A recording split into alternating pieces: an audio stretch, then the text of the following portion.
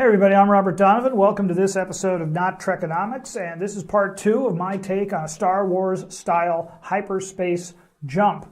In the first part, we taught you how to make the streaky stars, the Doppler distorted starlight. In this episode, we're going to look at how to make the hyperspace tunnel, and it is really a pretty easy effect to do, the way I do it anyway. It's actually easy no matter who does it, but we're going to go ahead and get started on this. Let's go ahead and kill this here and open up a new scene in Blender. I have deleted the default cube and the default lamp. For those that don't know how, all you have to do is right-click on something and hit X and then click delete. I want to keep the camera, so I'm not going to do that.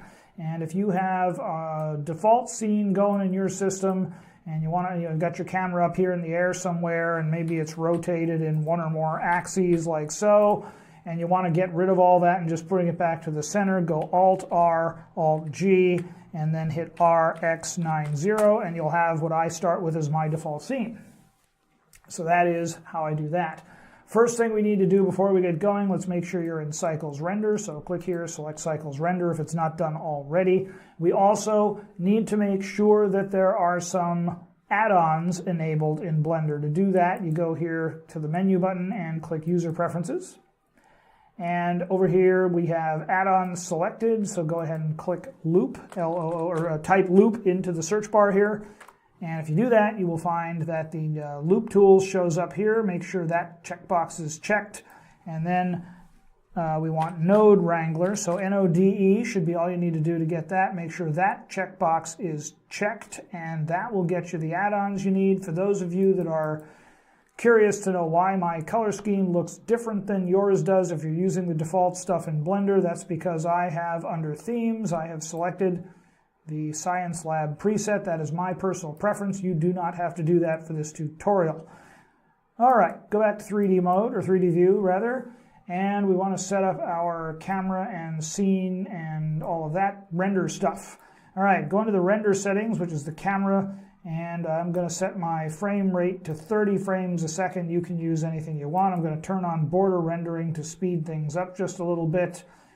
All of this is fine. You can render either as PNG or you can go to FFmpeg video, click on encoding, and go to MP4 or any of these other formats if you prefer. I'm just going to stick with PNGs right now. And you don't really need an alpha. You can just go to RGBA, but that's the default, so that's what I'm leaving it at. And sampling. Go to the render settings. We're using emission textures, and they don't interact with light, so we don't need really high sample rates here. You could probably go lower than this. I'm using 32 for the render and 10 for the preview. Under light pass, we are in space, so I'm just going to set max and minimum bounces both to 4, and that should be more than enough. And we don't need reflective and refractive caustics. We will turn on motion blur because we want just a little bit of it there, and that will pretty much complete what we need to do in this tab. We don't need anything in the scene settings or in the scene properties. I like to set the measurement to metric, the units to metric.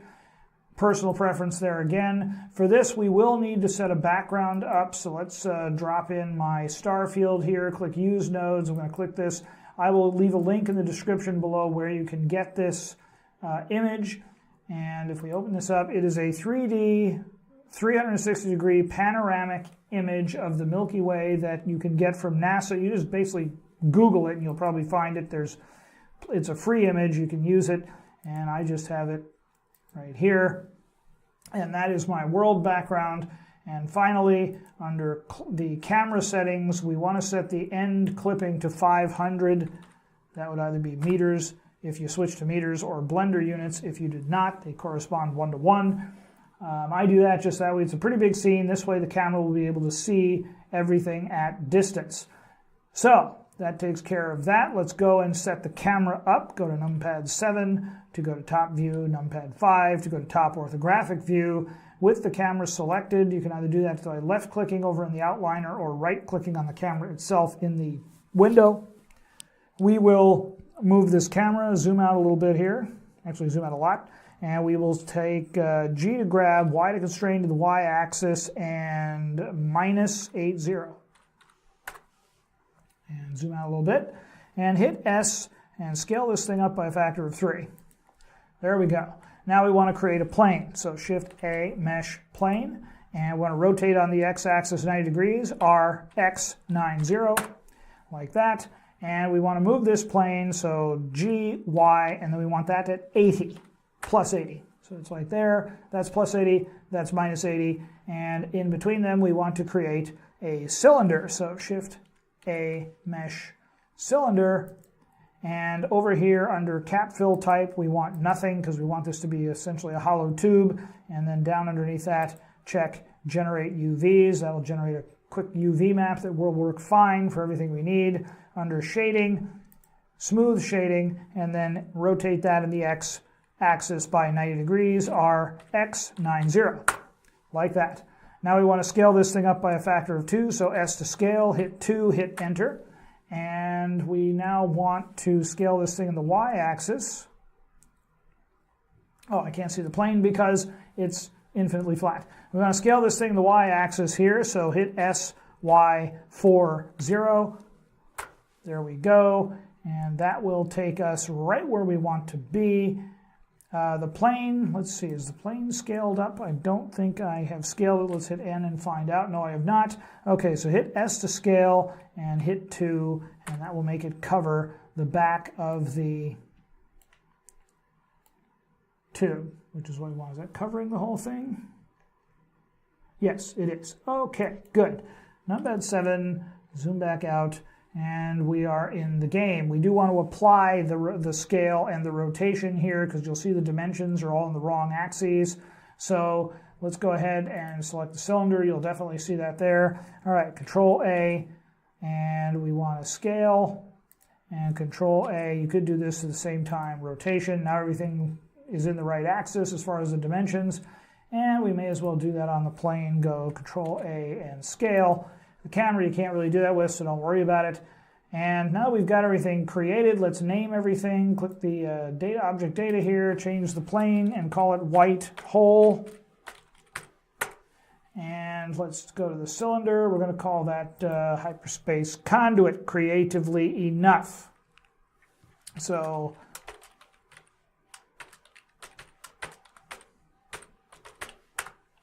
there you go. Okay, that takes care of creating everything. Let's go to numpad 0, so we're looking at this through the camera. Grab the camera, we're going to select the camera, hit G, Y, and then move your mouse forward until you see the corners just almost touching the edges of the circle. Gets us maximum view of the inside of the tube, and that will take care of all of our initial creation of all the stuff we need for this. We don't need any more. Next thing we do want to do, though, is right-click to select the cylinder, and we want to hit Tab to go into Edit mode. Over here under Shading and UVs, flip under Normals here, flip the direction of the normals, and then over here under N, whenever I flip normals, I generally turn on backface culling so that I can see what I'm doing. But this is not really a big deal here, but I just kind of do that as a matter of course. Hit N to close that panel, hit Tab to go back to Object Mode. And now let's go split this window here. I'm going to take this back over a little bit here. Give ourselves a little maneuvering room here. And now we're going to put the cursor here till it just goes to the crosshairs over the little diagonal chevrons. Left click and drag to the left straight across. Hit T to turn off the tool shelf. I'm going to take this back this way here so we just see the camera view. We want to middle mouse and drag this over here. We're going to set this to material view. And right now it's just got standard diffuse material on it. Let's go to the node editor, hit N, and we want to go new. And we want to do the emission texture. So left click there to deselect this and just select the diffuse, hit X, and then do Shift A, shader emission. Select that to the surface. There you go. Now, move this over here, move this over here. Now, Shift A, and we want a input texture coordinate.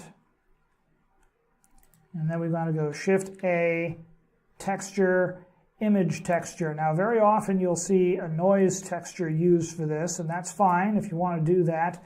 I actually find it a little easier to just use a couple of image textures mixed together. And let's do Shift-D to duplicate that since we're going to use two.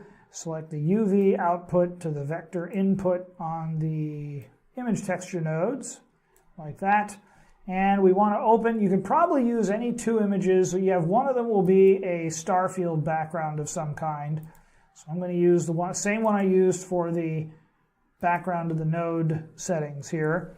And the other one could basically be any image that's got a lot of shiny lights in it, really. But I'm going to go ahead, since this is a space-themed thing, I'm going to go and use a Hubble picture.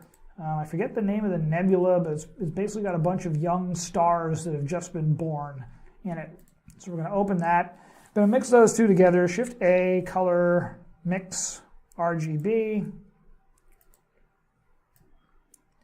Put that on the top, that down there. Put this to the emission. And bang. We now have a mixture of the star field and the bright stars from the nebula. And if you wanted to go for this effect, I wouldn't actually think any less of you. That does look pretty cool. But since we're going speed of light and all that, we need a little blue shifting here just to keep this, well, I don't know, nobody actually knows what it would look like, and I'm pretty sure you'd basically just see a white hole in front of you, but let's put some blue shifting in there. It's kind of the sci-fi staple in Star Wars anyway. To do that, we're going to use a color ramp, so Shift-A, and we want to do Converter, Color Ramp, drop that in here, and we're going to click this plus right here. We're going to add a third slider. Click this, take this all the way up here, and we will just add a touch of blue, like that. It's going to have a little more there. It's probably a little too bluish, but there we go. There. Okay, we can mess with that later in compositing if we need to, so it doesn't need to be perfect. Now if we move this up a little bit here, and if we move this down really close in, like that, we bring out the highlights, and then we can really blow out the bright spots if we bring this in way close like so. All right, so that is basically all I did to get this texture. Now, if you wanted to, you could probably mix a refraction shader with this emission shader if you were wanting to do something to the cylinder itself, like put a displacement on it to distort the stars some more. But the easy way I've found to get the distortion we want to look like we're moving through hyperspace is to select the cylinder here, hit Tab to go into edit mode, and then over here, go to the UV image editor, and then with your mouse cursor over here, hit A to select the UV map, hit S to scale, hit Y, and then drop this badasker down like so. And this is why I say you could probably use any image that has got a lot of highlights, because once you stretch it out, you really have a hard time telling the difference, what's going on there. But there you go. You even get, if you hit Tab to go back, you even get a J.J. Abrams, well, not quite as manic as a J.J. Abrams lens flare, but you get kind of a lens flare looking kind of effect there without it being ridiculous. So that takes care of the creation of the texture for our, let's go back to the node editor here, for our cylinder. The other thing we want to do is over here with the white hole, we want to just put a basic emission texture on that. So click Material, click New, and click Diffuse. Change that to Emission, and set the brightness to 10, or the strength to 10. Makes it nice and bright. And so now, if you zoom in, you see we've got this bright center, which is what we're going to need when we apply our effects in compositing. And speaking of applying our effects in compositing, let's go ahead and take this, grab the chevrons here, move the cursor into this window, and we will go back to solid view, and we will now do a render. So hit F12.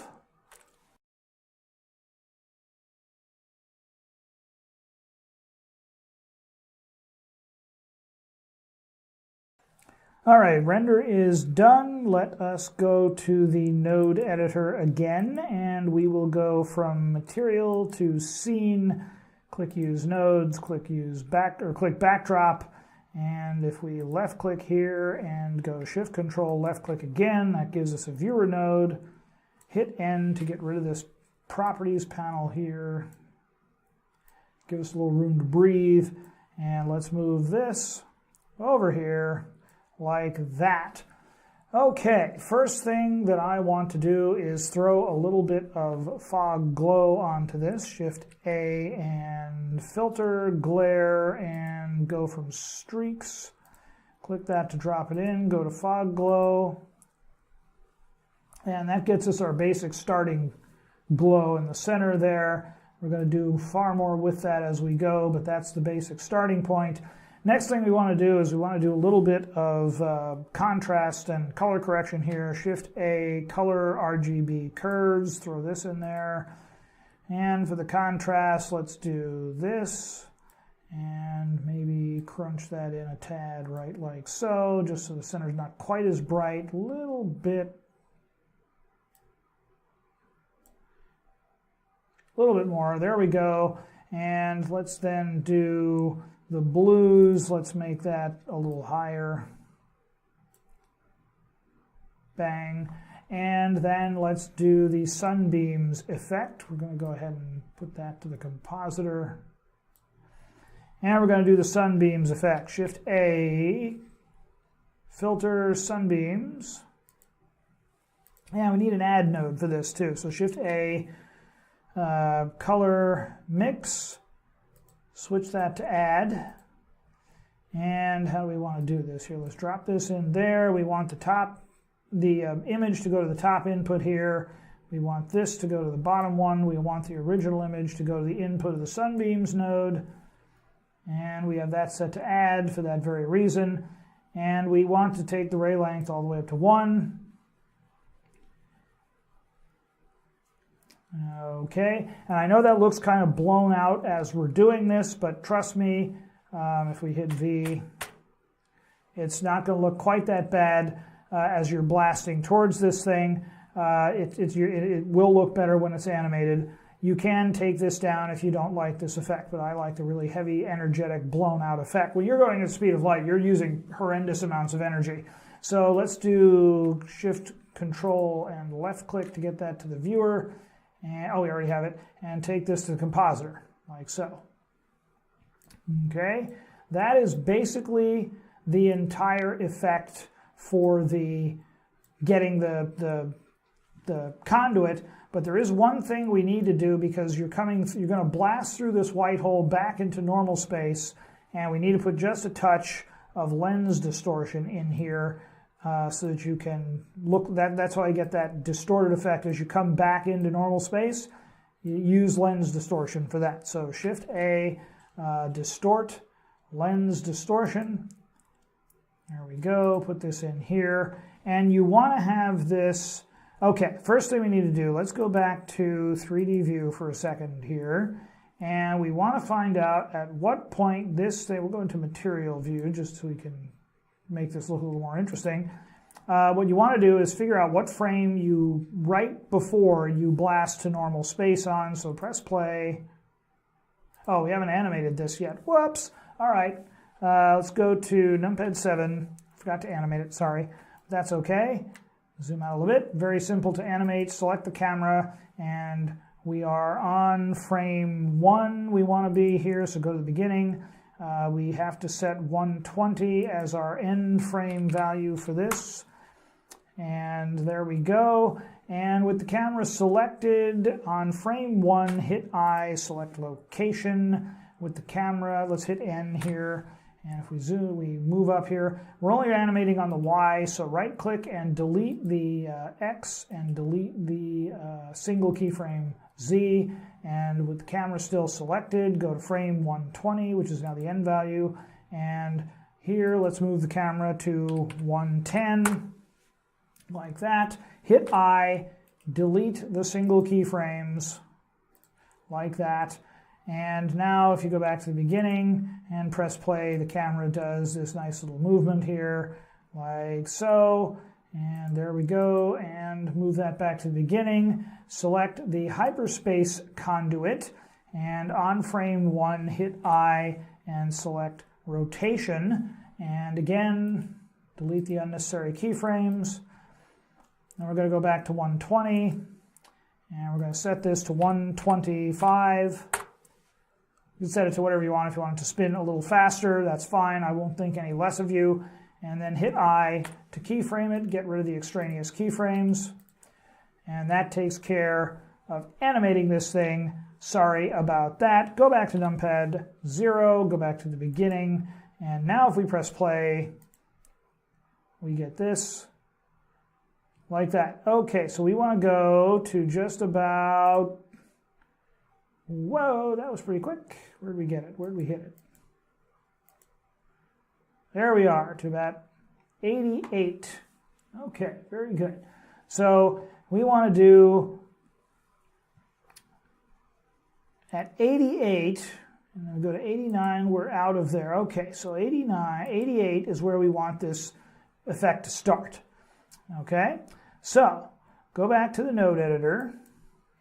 Actually, let's go back to the beginning here. Go back to the node editor.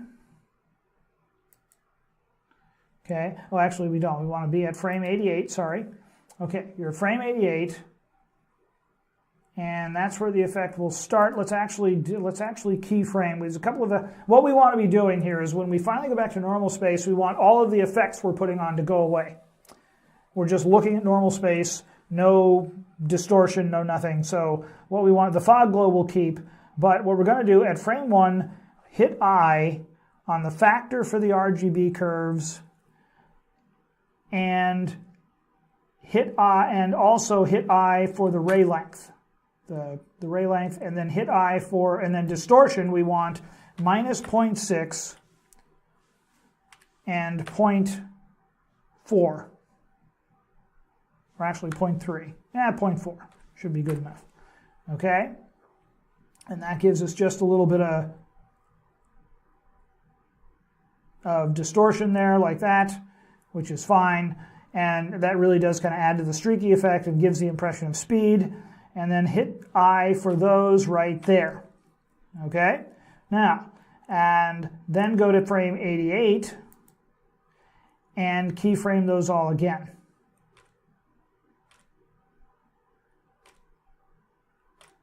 In other words, we want these to stay right where they are, right up until we hit frame 88. Then go to frame 120. Just click the end point here. And we want we want this, the factor on the RGB curves, to go to 0. All right, that takes that effect out, hit I. Then we want the ray length to be at 0.001. We don't want that. The ray length has this funny flickering effect when it goes on and off, so we're going to set that just really low, which I think is about as low as we can set it there. Yeah. And hit I, and you'll see the rainbow effect we get here because of the lens distortion. All right, let's go and click this, and make both of these 0. All right, and then hit I on both of those. Okay, so we've basically taken the effect away. Let's, by the way, put this into the compositor so this will actually do what we want and render the way we want it. So now when you get back to the beginning, you have all your effects fully turned on. When you get frame 88, they're still turned fully on. Okay, nothing changes, or at least nothing should. There we go. We're on the right frame. It won't do that. Okay, so it's compositing now here. There we go. And nothing changes. You can fiddle with these so that you get rid of that, so that you can get rid of that rainbowing effect here. But here it's not too bad. It's going by fast enough. I don't think it's going to be a problem. But then by the time you get to frame 1, and then as you get to frame 120, let's go to 100, you'll see that the effects start to go away. There we go. And when you get to 110, and finally 120, completely gone. Okay, so that's what is going to happen, and then you'll be, at that point, you'll be looking at just an undistorted, an unaffected star field. So that's basically how I did the hyperspace conduit effect, and what you want to do now is render this thing out either as stills or as an MP4 as I went over earlier, and that will render out the hyperspace conduit clip, and then in part 3 we will put the two clips together into a single clip that looks like you are accelerating into a hyperspace conduit with the streaky stars coming first. Welcome to all my new subscribers, by the way. I am amazed that anyone's at all interested in anything I have to say, so welcome aboard, and I hope you found this interesting or maybe even useful. Thanks so much for watching. May the balance of your day be awesome.